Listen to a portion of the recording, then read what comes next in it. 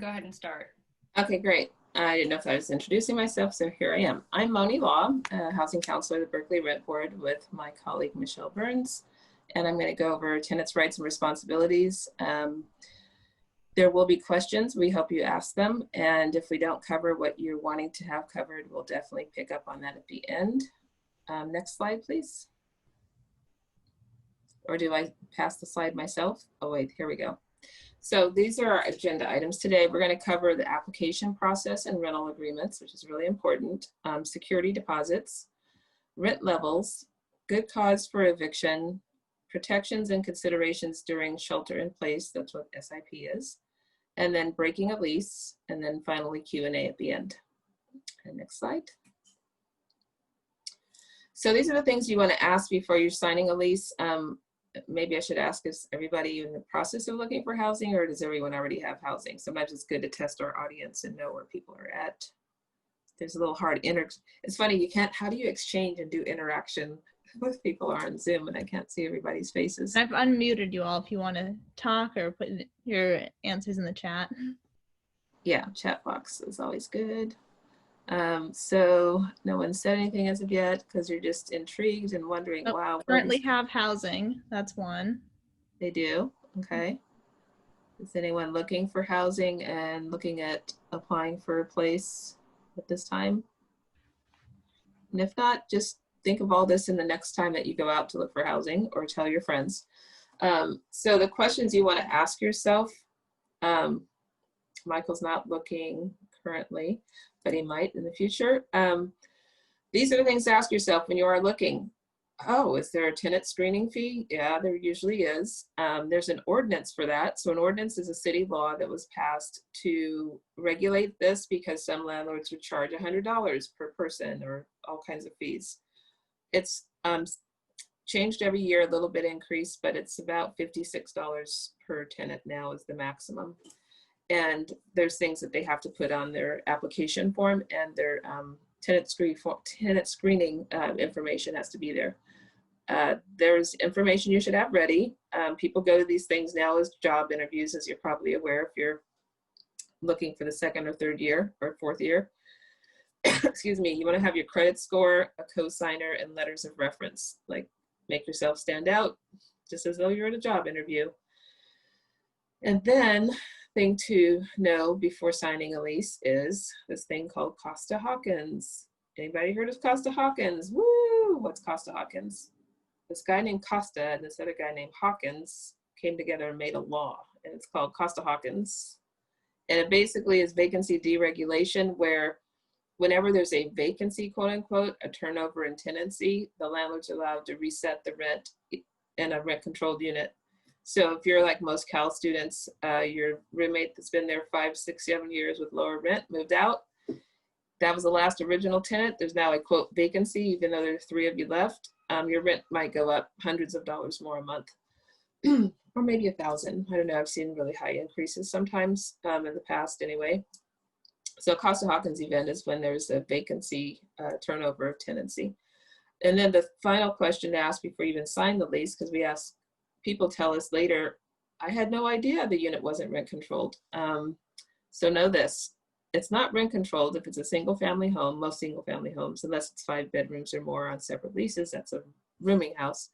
But most single family homes, condos, and new construction are not rent controlled. So there's no limit on the rent increase for the year's renewal. It could be more than the 2% or less that rent controlled units are. So ask yourself that, or ask us. You can call our office about that. Next slide. So you want to read the entire agreement. A lot of people tell us after the fact, I didn't read that. And I was like, you probably should have, because now you can get evicted because you're violating a term of the lease you didn't read. So do read the entire agreement. Check the lease for this other little tricky thing called an automatically renewing lease. It's so tricky that another law was passed to make sure people don't get snookered by this. It has to be in 8-size font, bold, underneath your signature, and conspicuous location on the agreement. But it basically says that if you don't renew by a certain time, basically it's assumed that you've renewed. So people get stuck in these leases that are going on for a whole nother year, even though they didn't know that it was automatically triggered by this provision in the lease. Also check for any unlawful provisions. It can't say you can't have kids. It can't say you can't have your spouse. Can't say that you never get your security deposit back. Things that are illegal, they can't put in there. If they do, strike it out. If it prohibits subletting, they're allowed to do that. So read that closely again if you sublet without permission or even sublet at all, because some say extremely strong language, no subletting period. That means no subletting period. And if you do, then you can get evicted for it. Then you want to ask, when can the rent be raised? It's generally the first of the year after a full calendar year passes. So if you moved in this year in 2020, your first rent increase won't be till January 2022, if it's a rent controlled unit. The lease is by whatever the lease date, if it's in a new building or single family home or condo. Do a move-in inspection before you move in and document the condition. So make sure you let the landlord know in advance a hole in the wall in the kitchen is not yours of the making, it's somebody else who did it. Otherwise they might charge you later. So just make real clear what the condition is of the unit when you move it in. Oops, I just slid over the slide to see myself now. Whoops, where did it go? Back, okay. Next slide, please. So this is about security deposits. So a security deposit is all the money that's collected at the beginning of your tenancy except the first month's rent. So some landlords say, very confusingly, and I suggest that they never do this because it's confusing, is they'll say first and last month's rent and security deposit. And then the tenant will say, I already paid my last month's rent, and so they could take it. I'm like, no, so last month's rent is part of the security deposit because it's part of the rent. If you don't pay it, they can take it out of your security deposit.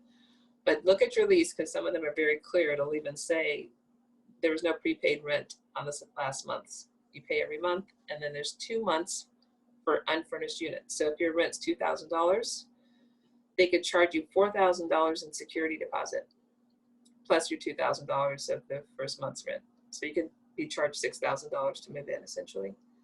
It has to be fully refundable. The full deposit, technically refundable unless they have legal grounds to deduct, which we'll go over in a second.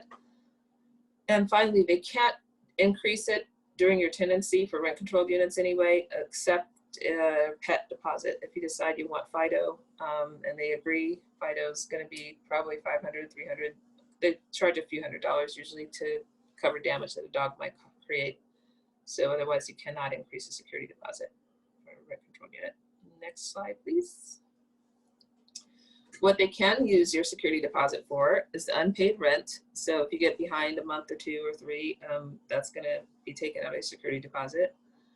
Damage to your unit beyond normal wear and tear. That's always a question of fact, what is wear and tear, what's normal.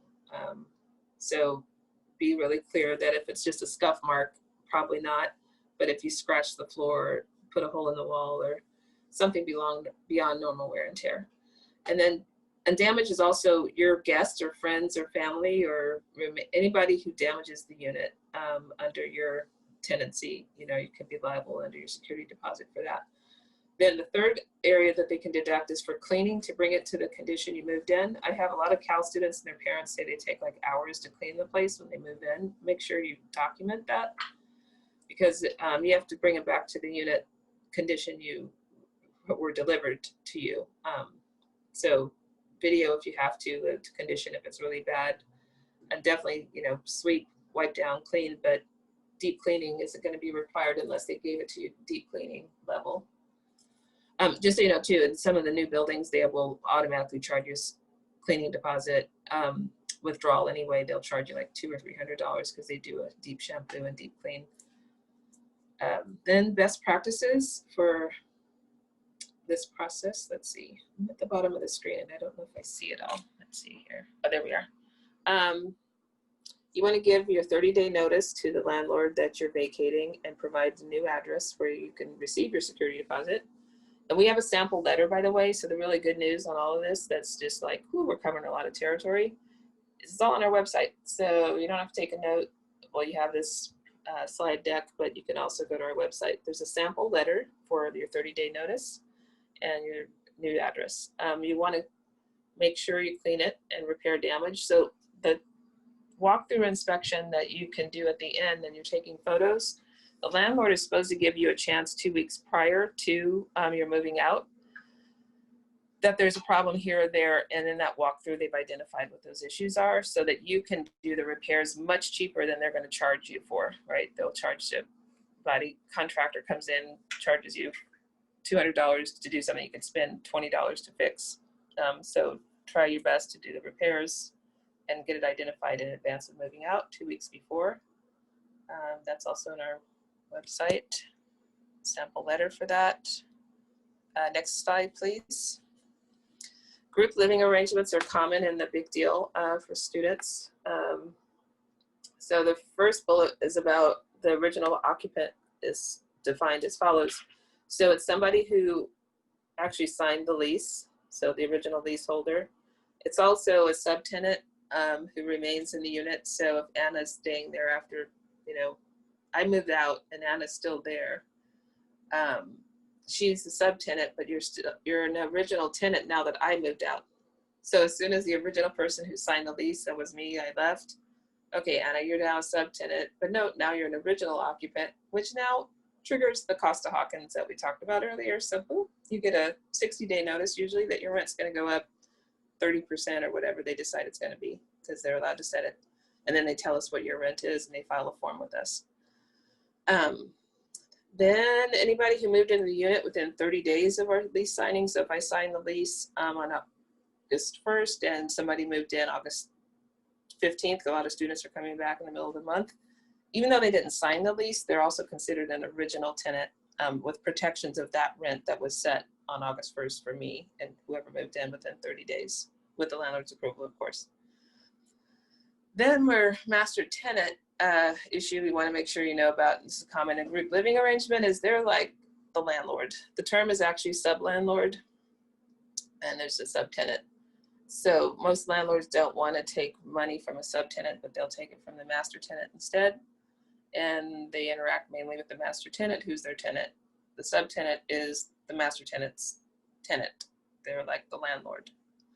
Subtenants rent from the master tenant, and then the rent has to also, an important rule is proportional rent. We have cases in our hearings where if I'm being charged 3 times the rent and Anna's room is like twice as big as mine, that's not fair. So you can actually petition for a rent adjustment because it should be proportional to space and amenities. But if I have a hot tub and a private deck and then there are amenities, it could be increased. And there's also some offset if the master tenant's doing extra work, like maintaining the building and taking the checks, they might have a rent reduction. So that's a proportional adjustment kind of rule with subtenants and master tenants. Next slide. So here, the good causes for eviction. I think this is my last slide. We only have I'm going fast. Am I going too fast or is this the right speed? How do you think, Anna? We're doing good? Anybody fall asleep or need a cup of coffee to keep up? Like, what's going on? Okay, here we go. This is my last slide.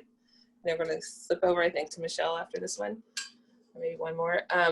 So the landlords can't just evict you for any reason in Berkeley. There's good causes required to be evicted. So if anybody lives in Oakland, there's a similar just cause is what they call it.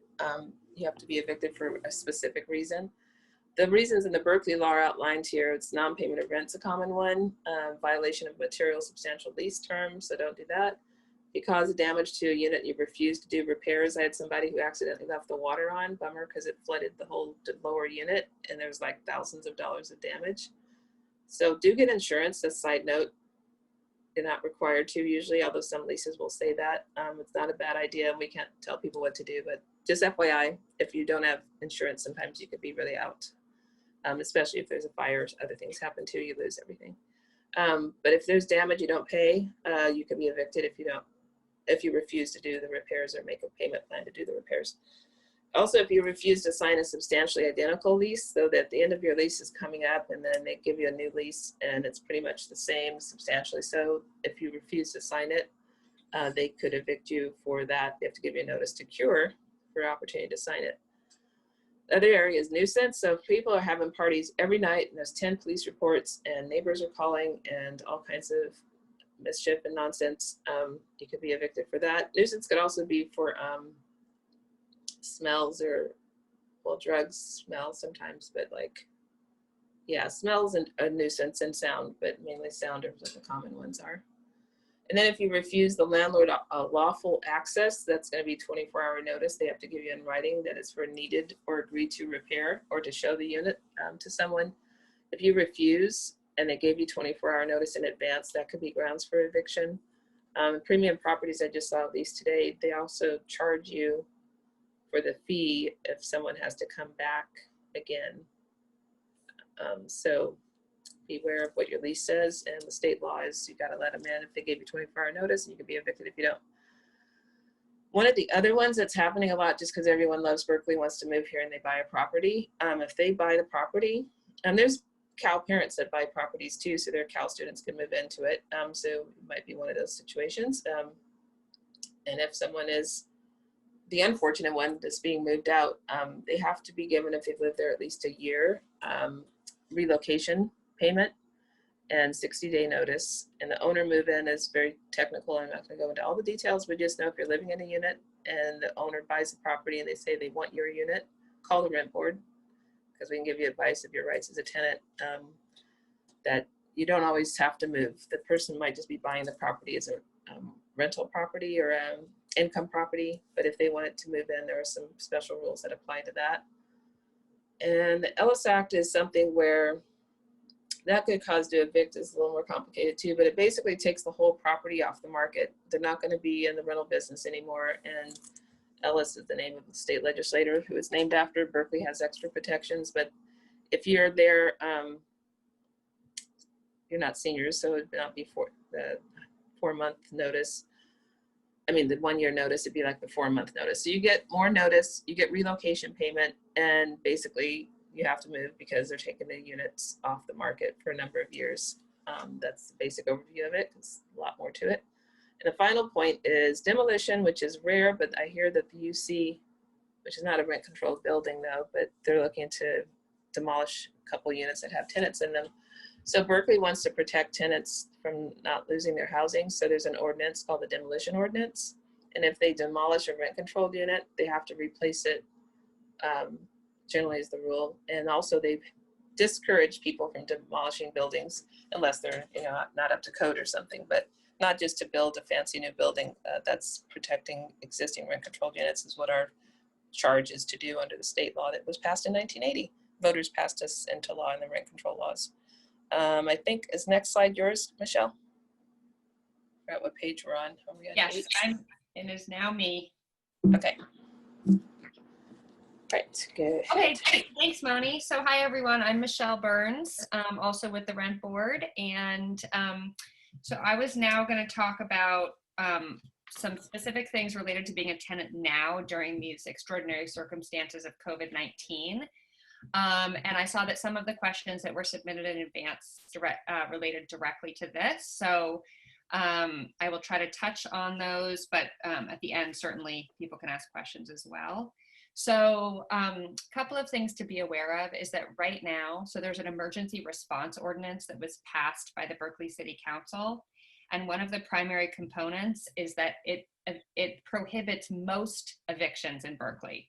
So like Moni just said, most tenancies, you only can be evicted for good cause. But right now, during the local state of emergency, you actually cannot be evicted in most cases. So you only can be for the Ellis Act, as Moni discussed, or if it's necessary for the health and safety of residents. But the health and safety of residents does not include whether a tenant has a real or suspected case of COVID-19. So it has to be something different than that. So there are also specific protections both at the local and state level if you find yourself unable to pay the full rent as a result of COVID-19. So your responsibility as a tenant is to notify your landlord as soon as possible and within 7 days of rent being due, and it should be in writing, and that's the governor's executive order that requires that. We do have a template form on our website for notifying your landlord if you're not able to pay the full rent. Other people, I mean, you can actually do it via email if you would like to, but you have several options. It's also important that you provide documentation about why you're not able to pay rent. So, or at least at the beginning, to collect documentation, because you may be asked for it later. And when it is requested, you have to provide it either within 45 days of the landlord's request or 30 days after the local state of emergency is lifted, whichever is later. And when we say local, we're talking about Berkeley, because Berkeley has its own public health department. So the city of Berkeley has its own state of emergency right now. And then any sort of documentation that you provide at the landlord's request, they have to keep in confidence. And this final note here is just that if you end up getting any sort of grant money, then that directly reduces the amount of money that you owe to the landlord.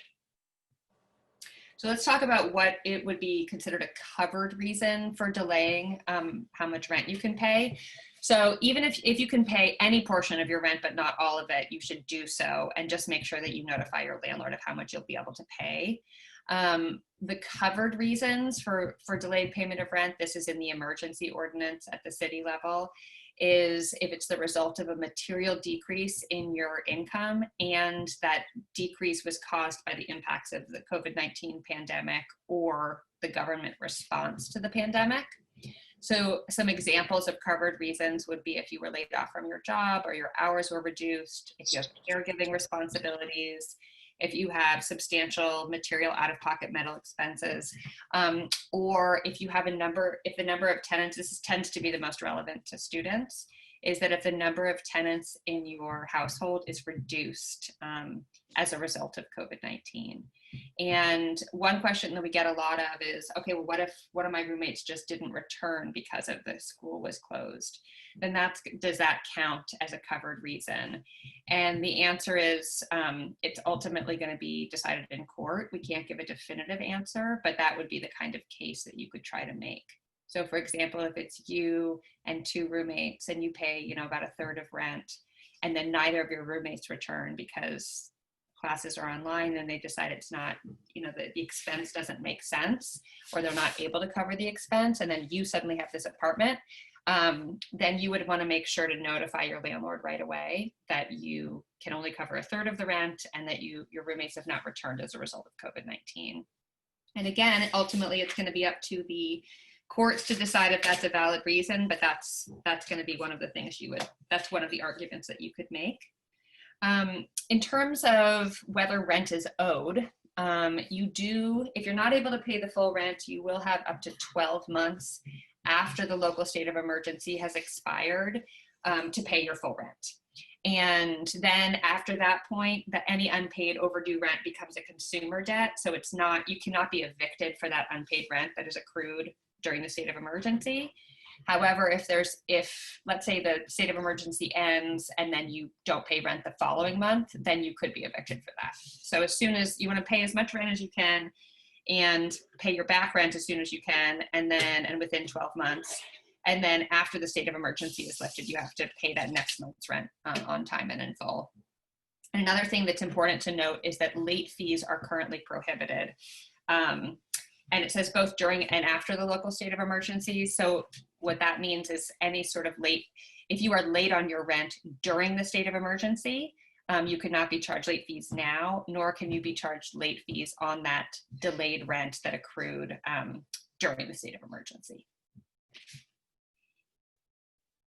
So next I want to talk about lease breaking. We've been getting a flood of calls about lease breaking, understandably, because a lot of people are deciding that it doesn't make sense for them to move into their units at all, or that they need to move out of their units before the end of their lease.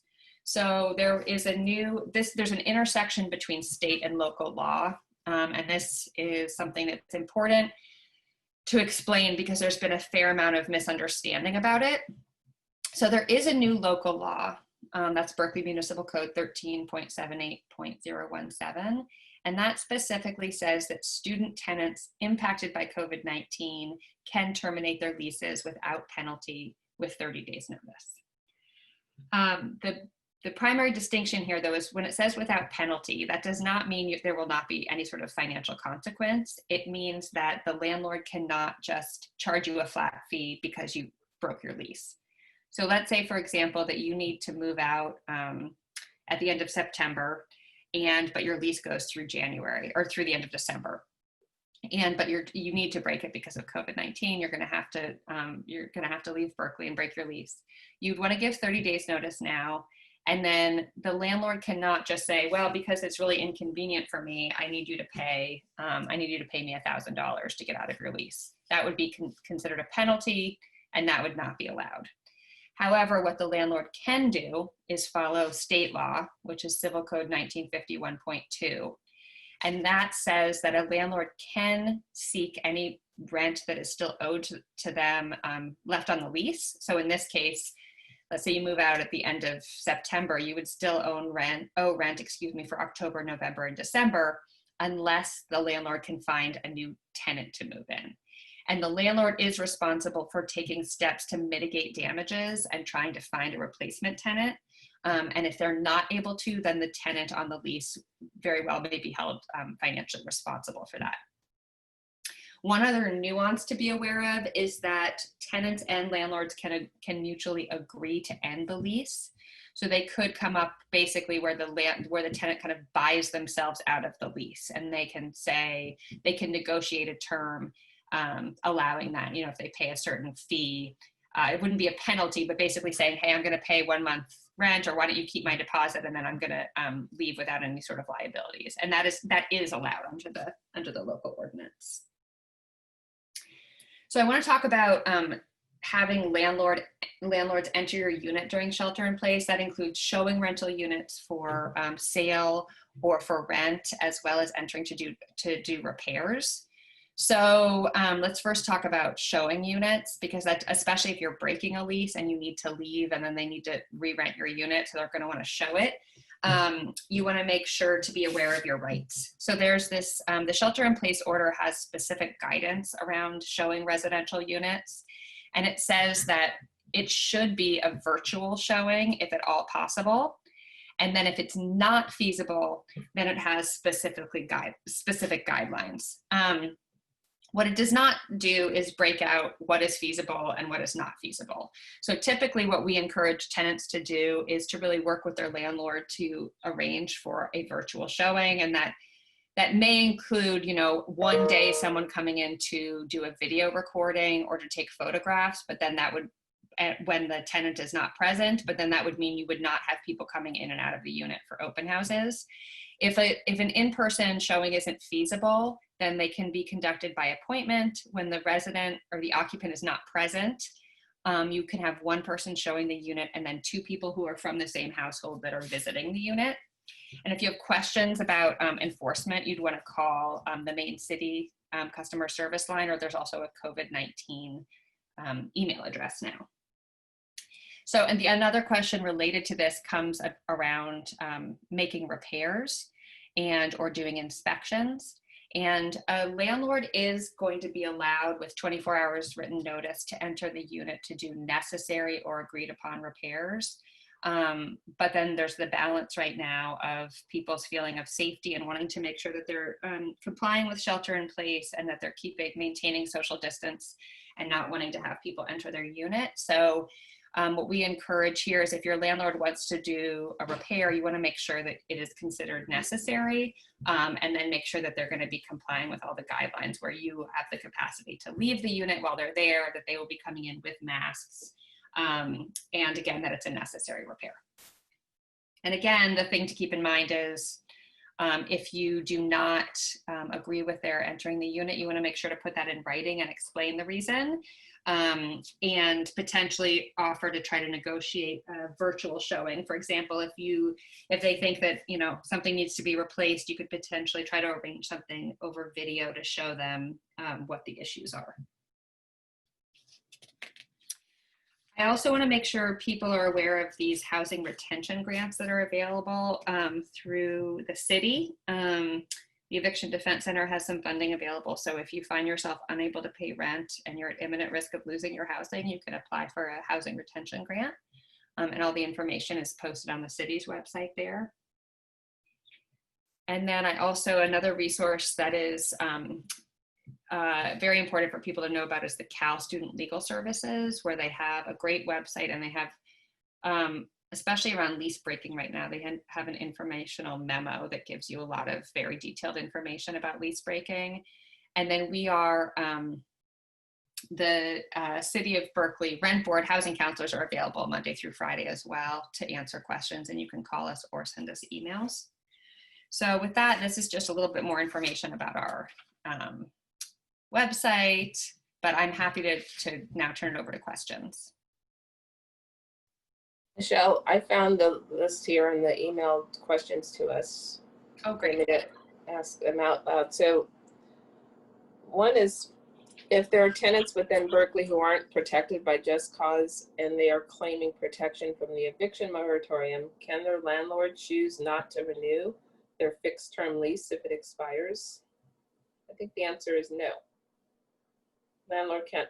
So they're not, well, I'm not sure what they mean. Not protected by just cause, but they're claiming the eviction moratorium to protect them, which is broader because everybody's protected. I don't know the answer, maybe. What do you think?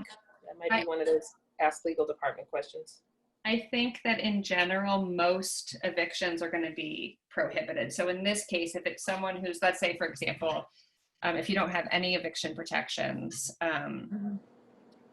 it would still, if they choose not to renew your lease, to have you leave, I think would likely still require an eviction, like to actually require the termination of the lease. So that would be something that if they are trying to pursue that, I would definitely talk to an attorney about it to try to get representation.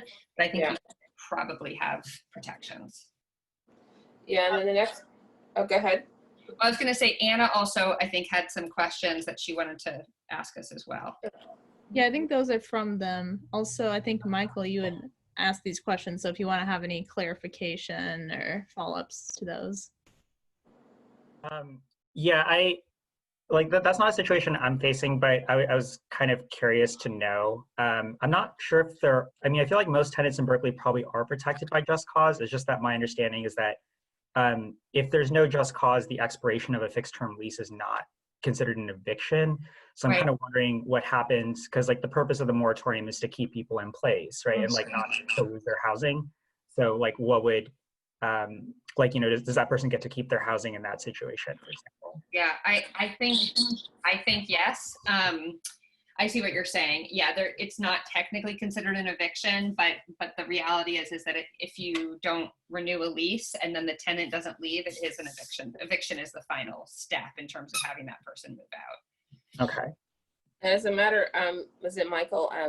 That's a good question. And what I think, just I'm looking at the thought of somebody living in a co-op, so let's say Rochdale or one of the co-ops, they're not under rent control and eviction protections. They have their own set of rules, as you know. I don't know if you know how the co-ops work, but when they're prepared to evict people, they just serve them with a notice, and they do have to go to court, but they just don't have the criteria and requirements of good cause that apply. So there's not self-help eviction where they could just put the person's stuff on the corner and say, boom, you're out. They do have to go to court to get an order to do that. But it is just a lower threshold. They're going to have like less to have to prove to do so, but they do have to go to court to get a judge's order generally. Because I've seen it happen with co-op students that I mentor. As a Cal alum, say, I'm wearing my hat. Can you see me? Can you guys see me? Yeah. I have at least one friend who lived in a co-op, so. And did they go through that whole process? I never heard about it. He lived in Cloyne. The main thing that happened when he was living there is that I think there was like a change in the management in terms of like their drug policy, like a zero tolerance because a student had died of an overdose. So I think there was like a lot of stuff related to that when that happened. But yeah, I never lived in a co-op, so I didn't follow it too much. The same with residential halls and senior citizen homes, and there's certain properties, student and senior homes that are not under rent control or eviction protections. And people who live in a house with their landlord, they share a kitchen or a bath. There's no eviction protections there. So were these other two yours also, Michael, in the email to Anna where it says, what does it mean for a tenant to demonstrate that they are impacted by COVID? Yeah, those are my other two as well, yeah. If they're a bit longer, definitely like no pressure on that. I want to like give an opportunity for other people to ask questions too.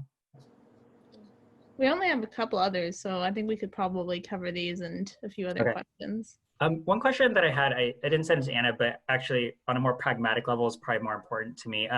So like, I know that like, what I'm wondering is like, if a prospective tenant has an issue about like, let's say, so like several years ago, when I was a student, I rented a property from Premium Properties and they charged me $100 for what they called an administrative fee for accepting a subtenant, which I kind of believe would probably not fit with the restrictions on like credit application pricing and stuff like that. If a tenant wants to say that like wants to assert their right that something's not quite right, or if they see something in the lease agreement that maybe they feel is problematic, like what would you say is the best way for them to kind of assert that? Like, for example, should they go to the rent board office? Should they speak to an attorney? Because I know the situation I was in is that like a lot of students, right? I mean, maybe less so in this market, but that they're pretty desperate for housing, right? And so I think there's a concern that like, if you don't pay a fee or if you redline certain parts of the lease that you're just going to get told like, okay, well, we'll just rent to someone else or something like that. So yeah, that's a common concern and good question. So what I think I've often recommended is people cite the law and put it in writing and give it to the landlord as the first level. So before escalating, we always say, try to calm the waters here. Say to the landlord, you've made a mistake. I'm sorry, but my understanding is like this tenant screening fee, here's a copy. And it says the maximum that could be charged is $56. So that $100 is inappropriate. And if you give them a copy of the whole law, it actually has a section about remedies and it shows fees and penalties can be applied to the landlord. So I don't know if anyone's really enforced it, but it has some pretty powerful consequences that occur if somebody violates that law. Like they could be charged for every incident. It was like $1,000 or significant money they could be charged to in court. So the small claims court, a tenant could take the landlord to court for the violation of that ordinance. Oops, I think, Michael, we just lost you. My answer was too boring. Something else.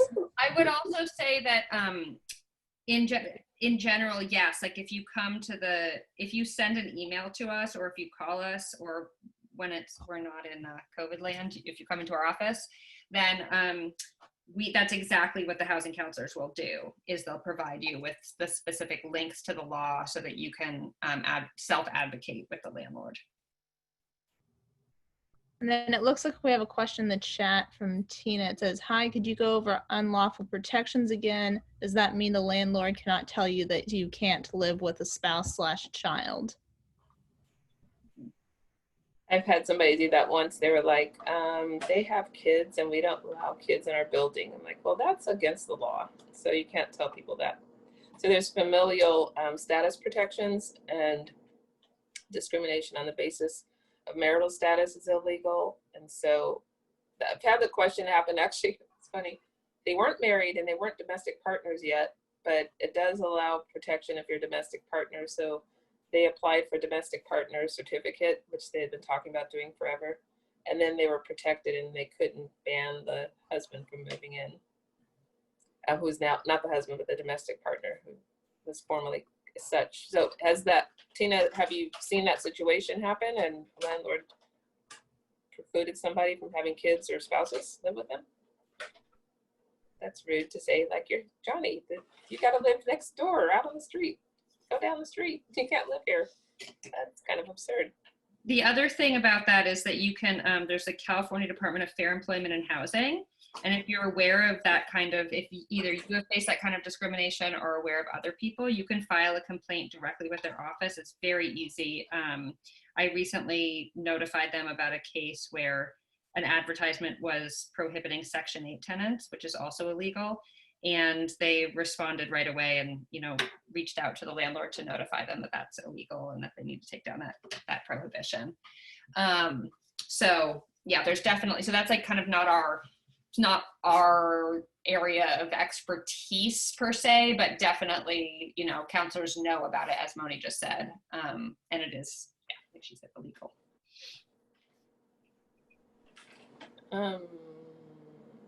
Another question I think we had earlier was, what to do if a landlord isn't reachable anymore, or they can't get their security deposit back as promised due to COVID-19. So basically, if the landlord's now not reachable. I actually saw that one and was curious because it might start happening, of course, more. They also sometimes, maybe they've moved because they can't stay where they were, but some just hide, don't really get responsive to this. So the management team or the landlord, it's in our database, and they will give us sometimes, and it's public information, the phone number, their email, and their address. So we always suggest people call the rent board. You could also file a petition for the rent reduction that's considered taking your rent illegally when they keep your security deposit. So if it's a rent controlled unit anyway, if the landlord's not responding, file a petition at the rent board. And a lower level resolution is through mediation. And I often recommend people simultaneously file the two together. You can request mediation, which is informal. Our hearing examiner, one of our staff attorneys, basically negotiates the resolution, hopefully. But a landlord doesn't have to agree to mediation. If you file a petition for a hearing, the hearing's going to happen whether they want to participate or not. And it could be found that the landlord's liable for X amount of the security deposit to be returned. The only caveat is we don't have the legal ability to garnish their income or put a lien on their property for a security deposit, but you could use the hearing decision to go to small claims court to enforce it. Or you can also just go straight to small claims court. So you have two options. Try to get your security deposit back through the rent board, or go to small claims court, which is now in Hayward, once the courts start opening again. And all that information is also on our security deposit web page on our website, including the forms. So yeah, call us first and we could probably tell you how to find the landlord, hopefully. And does anyone else have any questions they want to ask? Wait, sorry, I missed the last part. You said to call the rent board. Is that just the number on the slide right now? Yes, 981-7368. That's our main line. Mm-hmm. Perfect, thank you. You're welcome. Yeah, I think there's one other question about overlap, but I don't really know whether Berkeley tends to be more protective than other laws. But they said, what if there's a conflict between this Alameda County and the city law? And we don't make those kind of, yeah, was that your question, Michael? Yeah, that's my question. It was a little bit more on the moratorium line. So like, let's say there's a situation where either the city or the county, let's say, gives a tenant a greater or a more generous repayment period for back due rent on the moratorium. Like, is there a way of determining which one the tenant should go with? Better one? I don't know, one with more time? Do you mean which one they have the right to? Is the supremacy clause, or state law is above city law and federal law is above state law? But if you have the most protection, it's like the floor of a particular law is what's being created. So if somebody wants to go above that, they're allowed to do that. You just can't go below it. So if I got 12 months under the Berkeley ordinance, which we do, to repay, I should be entitled to obtain that, but we can't give legal advice. So we would tell you to call Student Legal Services or Eviction Defense Center to get that legal advice about that. Okay. But yeah, because you want to, that's a big question, because if you don't do it right, the landlord's coming after you for the unpaid rent. But if you have a law to hook your hat on, you want to get legal advice to do that. It's the best route. We haven't faced that yet, but September 30th is the governor's. And I think, Michelle, right now, the public health, I don't know if we looked at it today, but they're changing all the time. We still have 2 months away. So as we get closer and they still see a high peak of cases, they might extend it again. So we have Berkeley Public Health, like she said, we have our own public health. That public health officer has their order, like, you know, and here's the governor over here. So one you're saying might give more protection than the other. And that may happen, but more than likely they're going to probably be in sync. So we shall see what happens. Check it out at the end of August, because by then, I mean, beginning of September, by the end of September, if all the cases are still shooting up and there's not flattening of the curve or anything normal, they might extend it. I think that's our thinking, right, Michelle? That if the cases are still really extreme, They might extend the eviction moratorium. Are you still there, Michelle? Yes, that's what I would anticipate. I mean, obviously we don't know for sure, but that's what I would anticipate.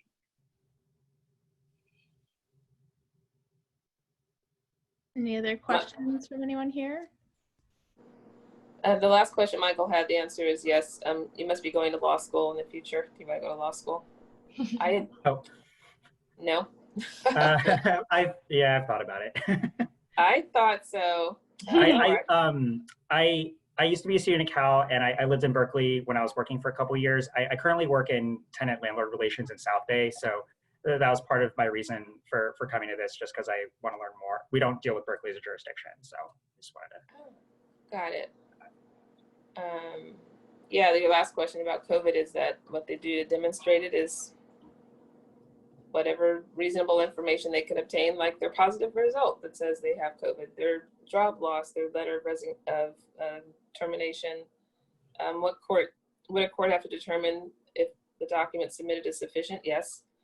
So a lot of these cases are going to come down to the court in Alameda County Superior Court, and we won't know till they get there. But the best process, what we always tell people is prepare, document, have as much as you can, submit everything that you can, show the strength of your cases, that you had no option but, and for no fault of your own, but COVID, these things happen to you. And that's the only reason you didn't pay your rent. You're not a slacker. You paid up to that time, and then boom, you lost your job, or your parents lost their job, and we're struggling. And then the judge has mercy and say, find in favor of the tenant. That's the hope.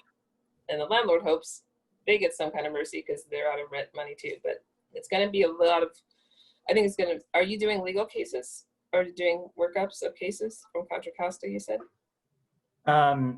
Yeah, so we do get callers, and sometimes we do have cases, although because I work with South Bay jurisdiction, so they might just have like a non-binding mediation kind of process as opposed to like formal rent control or like just cause, for example. So it's a little bit different. But I know that like in my casework, we get a lot of people who like, let's say that they'll tell their landlord, oh, like I lost my job, like here's an email from my manager saying I was laid off. But then the manager will be like, this is insufficient, like show me your bank accounts or like show me your W-2. And then that starts like a tug of war over like what is, correct documentation or sufficient for the landlord. And then it's like, what happens at that point? Kind of, I assume it's the courts, but Yeah. I think depending on how the locality phrases it, like I think some cities are a little stricter and they're like, you need to submit documentation. Other ones are just like, all you need to do is tell your landlord, and then like that's so. Well, our emergency order is specific in Berkeley, so if people ever want to see it, it's on our website under the COVID link. There's a bunch of things there, and that's one of those describing what to produce. And I think for questions ahead, we just had one other of where can students or others find good apartment or management teams that care about their residents? So is there a list of apartments? How would they sort through what is a good team or a good apartment record? Yelp. Have people ever talked about Yelping their landlords? Do they do that? Do people check that out? They should do that. Michelle, remember at one point we were going to do some directory, but we can't say yay, yo, boo. We can't give up or down signals on any of the landlords. They're the clients too. We advise landlords and tenants and realtors and buyers and purchasers and sellers, and we're neutral. So we call ourselves Switzerland. So we're just neutral out there, just administering the ordinance and telling everybody what their rights and responsibilities are. So to actually give an endorsement to the good ones, we can't do that. We always encourage people to read the reports, and it'll probably speak for itself what other people have experienced, but we can't tell you this company or that company is horrible and beware. You can come when our opening of our office. I don't know if we're gonna be able to do this anytime soon. Michelle, when we go in our property files and somebody comes and they're like, I want to see what's in the file for 23, right? They can come and look at it at the counter. Yes, that's right. So they can come and ask to look at so, let's say you're wanting to rent 2125 Milvia, and you can come and look at the property file, and it might have letters from tenants, for example. But yeah, we can't give information about particular landlords or or properties. We can just provide we can't provide opinions, I should say. We can provide just the information in the property file. And then other people have also been Googling folks because there are a lot of new companies coming into Berkeley buying property and creating these student housing units and kind of expensive group housing situations. So they look up the company and they'll tell me all the stuff I had never heard of, like, oh, this company's from Texas, or they're based out of Hong Kong or Canada, and these are their response. They might have some reports that have been put out there on the internet. So just do your research is what I'd suggest. Oh, and talk to your friends. Your friends sometimes will know, of course, word of mouth.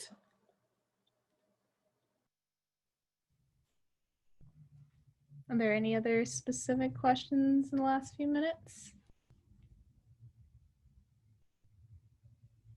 In the last few minutes, nobody has a question. Can I ask a question? What do you guys think that the majority of your colleagues, fellow students are not coming back, or is it like 50% that are coming back? Because we're trying to gauge it, but it seems like a high number are sheltering in place. For my friends, it seems it's about 50% are staying at home and 50% are returning to Berkeley. But a lot of people are in the situation of some people are in the situation of they had just signed a lease right before the shelter in place started. So some people are trying to get out of it and having some difficulty with that, or finding a subleaser. That seems to be a situation happening. Thanks for that. That helps. Well, the other thing, do you guys see though that people are worried about bringing new persons in? So they've been in their social bubble and everybody's safe, and then I have to replace my roommate who's in France and can't get here from international student status because they're not letting people fly here. And then you can't get that. You don't want to bring a new person in. Do you guys hear that too? Where there's a problem filling the spots? Yeah, I had the same situation. Because one of my roommates was from the UK and she couldn't come back, so we had to find another roommate. But fortunately, it was our roommate's cousin that ended up taking up that spot. So that was good. Yay. Michael, you had an example? Or I think you started to say something. Thanks, Sarah.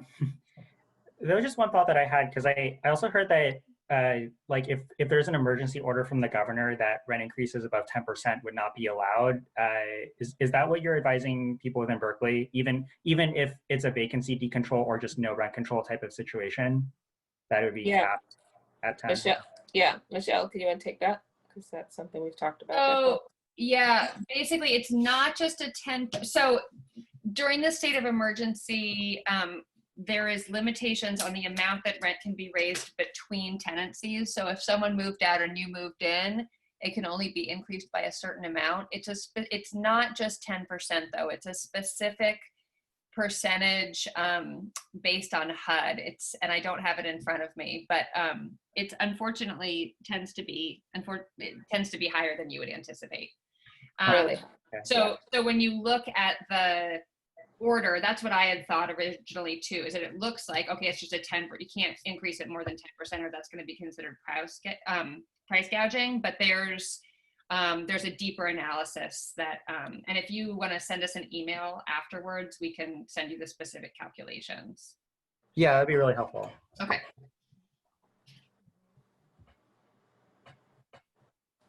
Anything else? I have to go back and do some of those client callbacks for all those lease breakers that need to get out of their leases and trying to figure out what to do. I think I have like 10 emails I think I see in my inbox from today. Phone calls and emails. Thank you guys for inviting us. Oh, you're welcome, Michael, for our presenting. It's our pleasure. Lots of thanks in the chat. Yeah, thank you so much from our office too. Yeah, thank you. It was great. Fun. We'll be sending out this presentation to all the people who are here since we are recording it. And I think you've already sent me the slides as well, so we can send those separately. Great. How many students are in CNR? In the college as a whole, there's about 2,200 currently. So yeah, we can also talk about, we might potentially put this on our website or send this to the new students as well. That's what I would hope you would do. Go Bears. Michelle and I are both Cal alum. Mhm. So go Bears. And I'm glad you guys are still in existence because I heard your department was like gonna fold or get deeply gutted or something was happening. Not good. Well, So we are renamed. It is Rouser College officially. Oh, Rouser, Rouser. Rouser. So somebody that gave money named Rouser. Hmm. Okay, Rouser. There's a lot of controversy about it for sure. mhm. Interesting. Hmm.